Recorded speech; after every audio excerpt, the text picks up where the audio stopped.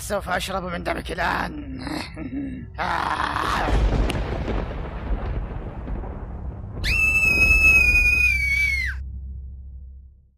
كات.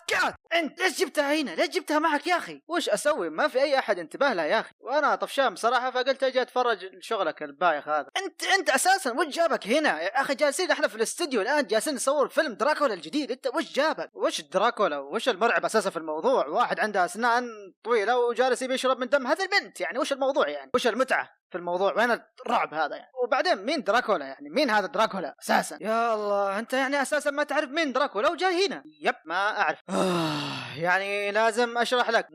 ما في اي داعي، لا تشرح لي. اوكي دامك مصر راح اشرح لك. يا اخي قلت لك ما في داعي يا اخي، ليش تشرح؟ كنت فلاديمير دراكولا. توي قلت لك لا تشرح. خذ لك، مين بيسكتها لك؟ هو شخصيه خياليه مقتبسه من شخصيه حقيقيه، وتعني ابن التنين او بالاحرى ابن الشيطان. ليش اسمه ابن الشيطان جالس تسالني؟ لا ما سالتك ابدا، لانه كان يحب يقتل البشر بشكل غير طبيعي. اولا خلونا نتكلم عن الشخصيه الخياليه دراكولا، مصاص الدماء. خلاص يا بزر، خوفت البنت، سكر المؤثرات يا صديق، بنصور الفيلم بعدين. اوكي يا مدير.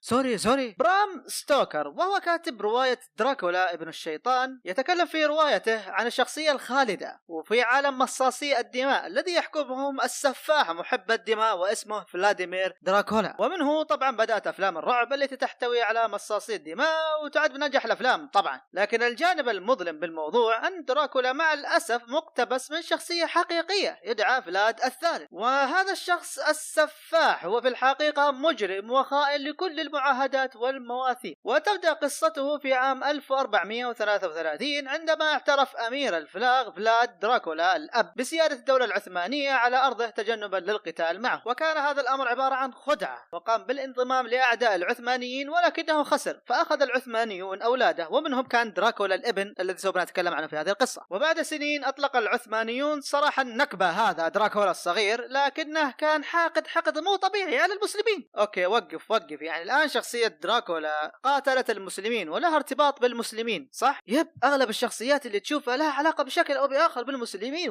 ويتم تبجيلها وتلميعها بنظرك وهم في الحقيقة سفاحين. أوكي خلني أكمل. بعد سنين ساعد العثمانيون دراكولا أنه يرجع حكم أبوه اللي راح، بس طبعا الخائن رغم مساعدتهم له ما زال ينوي الشر. وكان فلاد أو دراكولا يحب يعذب المسلمين بأشياء ما أقدر أقولها بهذا المقطع حفاظا على مشاعركم اللطيفة. أجرم كثيرا بحق الشعب المسلم، وفي يوم قرر السلطان انه يهجم عليه بعد ما عرف اللي كان يعمله، وبس دراكولا ارسل له رسالة انه بيدفع الجزية ويلتزم بالمواثيق، ووافق السلطان طبعا ورجع بجيشه. بس هل فعلا التزم دراكولا بالمواثيق؟ طبعا لا، اتحد مع اعداء العثمانيين وقرر انه يغزوهم نفس ما سوى ابوه، وقتل المسلمين بشكل غير طبيعي، فتحرك المسلمون لقتاله، وطبعا دراكولا حط رجله وهرب. ومن صار امير على ارضهم؟ طبعا اخوه اللي تكلمنا عنه في بداية القصة واسمه هو رادو. بعد سنين مات رادو، فرجع دراكولا يبغى يسترجع حكمه، فصارت معركة بينهم وبين المسلمين، وهذه المرة دراكولا قرر انه يحارب وما يهرب، وطبعا مات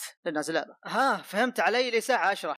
وش كنت تقول انت؟ اسف يا اخي ما كنت مركز معك. وش ما كنت مركز؟ لي الساعة جالس اشرح هذه القصة، وش كنت تسوي؟ والله ولا شيء يا اخي، جالس اكل فشار عليه نوتيلا سوته بس فراولة. والله يا اخي لذيذ، تبي منه؟ شكلك جوعان يا اخي وتعبان. وش تبي بالاخراج والهم حقه؟ تراك ما تعرف تخرج اساسا وافلامك كلها زبالة. تعال فيلا واتفرج معانا بس واطفل الشيطان.